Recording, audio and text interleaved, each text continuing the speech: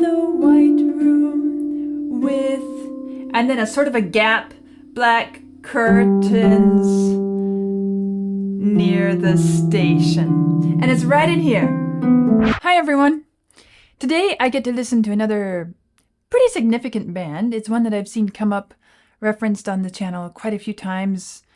And now it's my turn to take a look at it for the first time. That is Cream, and quite appropriately, I think, for a band of that title. The first song I'll be listening to by them is White Room. So I have a bit to read and then we'll listen. Cream were a British rock band formed in London in 1966. Kind of early-ish. The group consisted of bassist Jack Bruce, guitarist Eric Clapton, and drummer Ginger Baker. That's quite a lineup. Cream were highly regarded for the instrumental proficiency of each of their members. Unsurprising. Their music spanned rock styles such as blues rock, psychedelia, and hard rock. Throughout their career, they sold more than 15 million records worldwide. In 1993, Cream were inducted into the Rock and Roll Hall of Fame. They were included in both Rolling Stone and VH1's lists of the 100 greatest artists of all time, at numbers 67 and 61 respectively.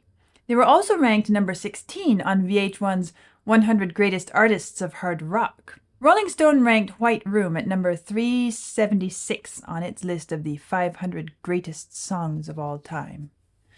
Well, I guess it doesn't surprise me, since Cream had such artists in its group. They had to have turned out some good stuff. This is kind of...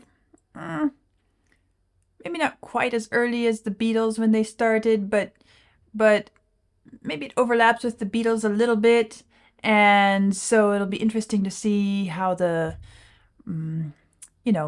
stylistic elements go and everything else as well. So let's give it a listen.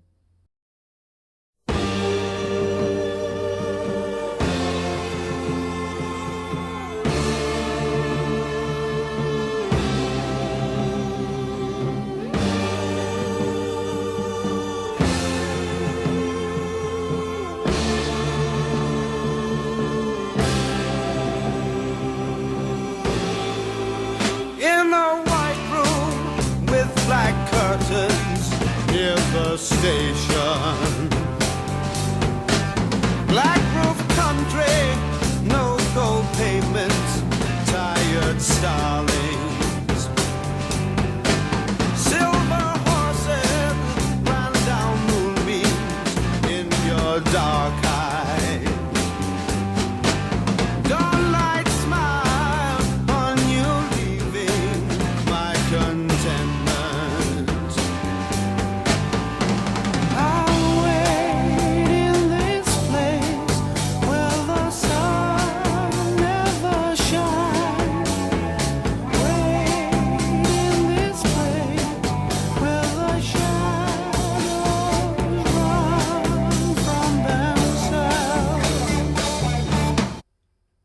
Okay, first of all, what an interesting sonic mix at the beginning. The guitar sounds almost like it's mimicking a sort of a string orchestra. And we have this muted strings quality among all the instruments, really. That same sort of, well, if you take a violin, there is a little rubber piece that sometimes you put on the bridge, and it gives a particular muted sound. It's a little bit raspy, a little bit thin. It has a certain almost hum of a beehive quality to it. And that's why I say muted strings, because it has that sound of not just a string orchestra, but a string orchestra with mutes on. And it's kind of nice. It gives a particular ambience, mood. Nice introduction. Everything blends so well together. It's not quite like a watercolor painting, but that same sort of idea of nothing really stands out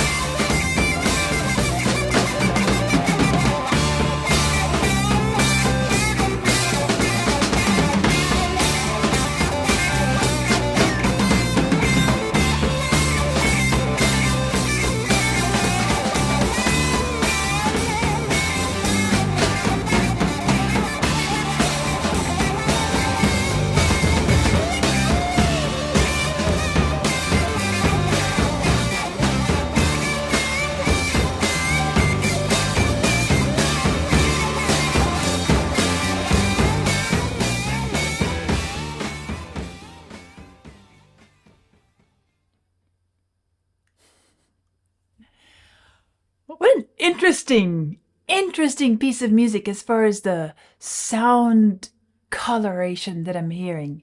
And I really enjoy this. You know, sometimes I say a piece feels like it's all about textures or all about melody or focusing on the harmony. This is focusing on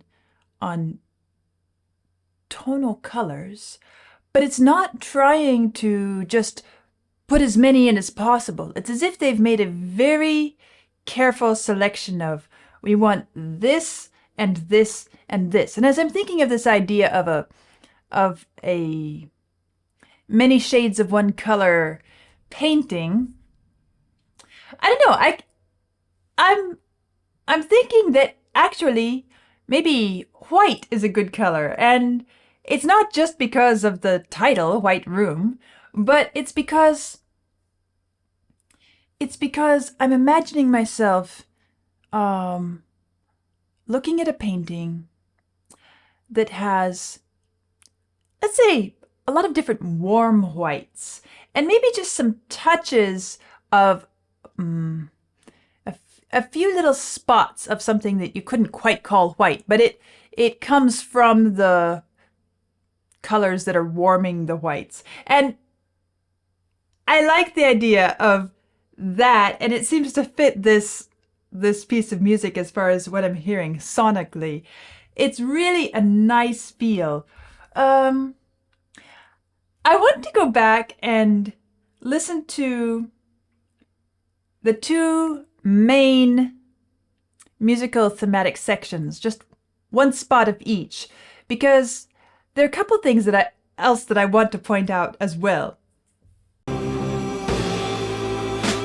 a white room with black curtains near the station. So this line, I talked about the descending quality of it, and it really spans quite a wide range here. I guess we'll start here.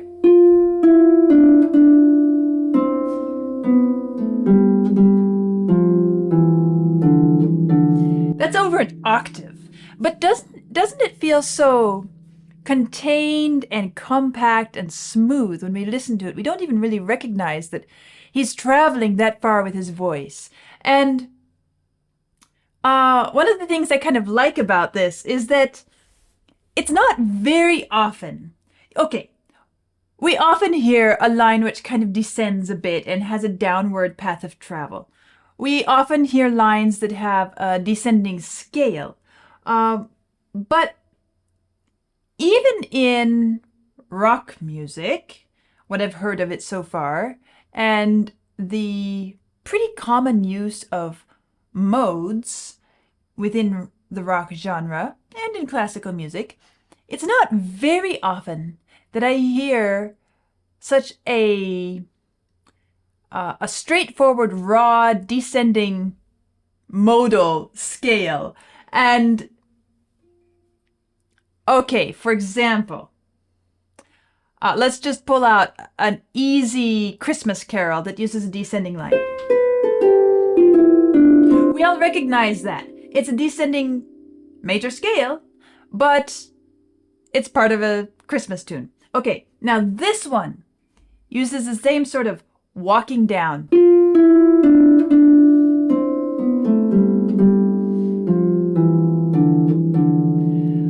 And it's so clearly modal. It's so clearly, well, that's the Dorian mode. It's so clearly just that. And all we're doing is simply walking down step by step by step. We're not really traveling around anywhere. Just walking down. Well, and you might be listening and thinking, it's not quite what he's singing. There's this wonderful little spot right in the middle where he glides with his voice through a pitch so smoothly that we hardly recognize it as being a specific note. And it's what makes it have that wonderful little feeling of a large gap pitch-wise in the middle of it. Let's see. We have in the white room with, and then a sort of a gap, black curtains near the station. And it's right in here.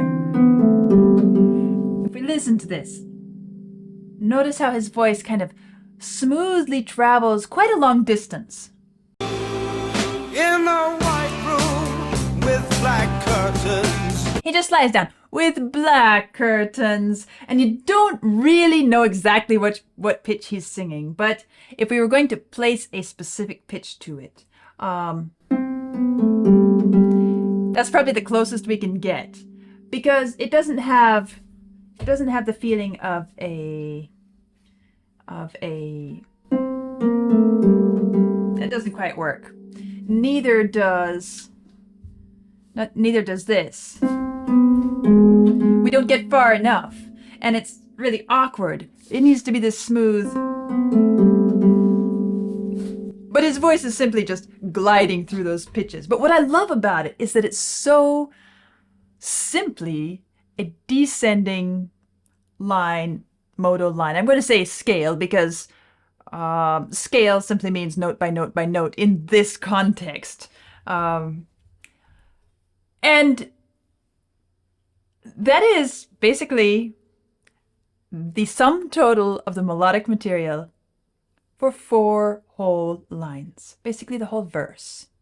In the white room with black curtains near the station. It's kind of cool the way he takes this gap here and elides it so that we don't feel 2 separate pitches on the syllable black, on the word black. We just feel with black curtains and black roof country, no gold pavements. Silver horses ran down moonbeams, downlight smiles on you leaving. It's a nice little element there, which catches my ears as a musician, and I enjoy it. I also enjoy the utter simplicity of it, and I point out the fact that this is modal because I think it works incredibly well in creating this sort of monochromatic tonal picture that we feel in the music. It's not using a lot of harmonic progressions to push us somewhere. It's simply setting a sequence of notes, and we feel the different shades of the color as we move down the scale in kind of a, if we're going to go with visuals, it's kind of like taking bright and gradually moving darker within a single color scheme. And I like it.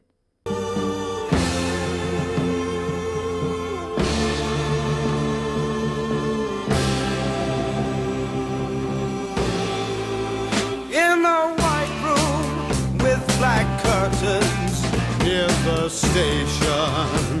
And we get down near the station and we really feel the depth of the pitch there. Now, what I want to point out is, as I was listening to the piece for the first time, I noticed that this line, this modal scale, descending scale, is the portion of the music where the colors are most distinct.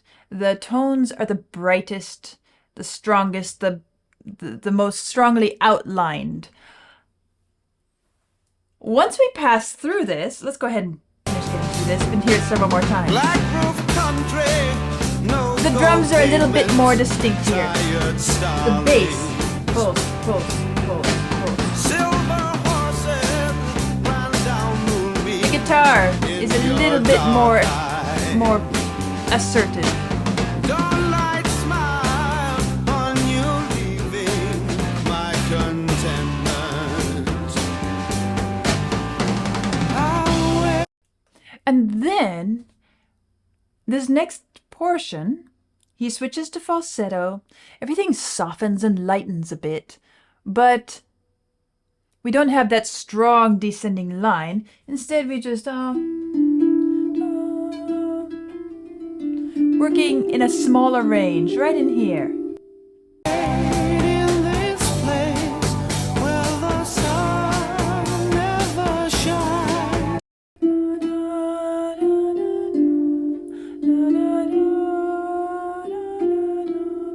Soft and gentle and kind of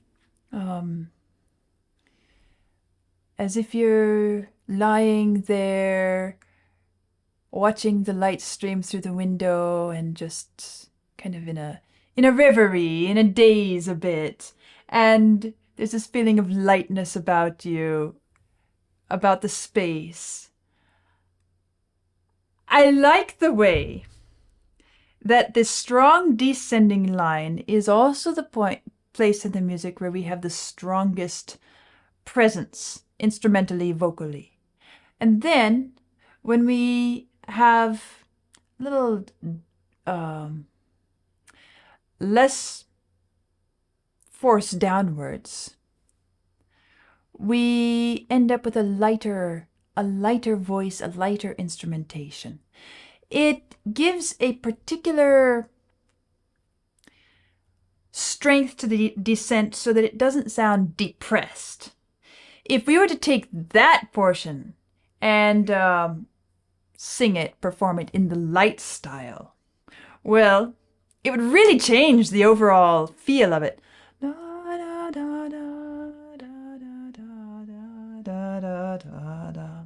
And everything just kind of hazy around it. And then, what if we were singing this part? I'll wait in this place. It would feel completely different, and it would change the whole, kind of even the message of the piece. But the way it is set, formally, it is so simple. So simple. Let's just finish listening to this section so we have it fresh in our ears. I'll wait in this place where the sun Mellow never shines. instrumentation. Wah, wah, wah, wah, wah, wah. This place where the shadows run from themselves. You said. And then, of course, it's the drum which signals that we switch back. Well, it shouldn't surprise me to see such nice attention to detail and to these special elements, sonic elements, coloration elements within the sound scheme, the kind of polish and professionalism that I hear in the music, even though it's sometimes easy to conflate a professional job with a commercial job, because very often the professionals end up getting paid for what they do and choosing things that sell well. But this, it has a professional sound without sounding commercial and without sounding, oh, hey, look at me. It's all about what creates this sonic experience, and it's beautifully handled. So it shouldn't surprise me. We have Eric Clapton. I'm not terribly familiar with Jack Bruce, but it seems like he's a very fine bassist and he knows how to handle all this. And it's the same with the drummer Ginger Baker. I've heard that name in many discussions along the way. I don't have an ear for that particular drummer yet to say, oh, that's a Ginger Baker sound or style. But I have to say that clearly these are, shall I say, cream of the crop? What they've produced here with White Room is lovely in so many ways. So what a nice introduction to Cream with White Room, and I will be checking out more of their work in the future. That was a very enjoyable first experience, and I'll see you soon.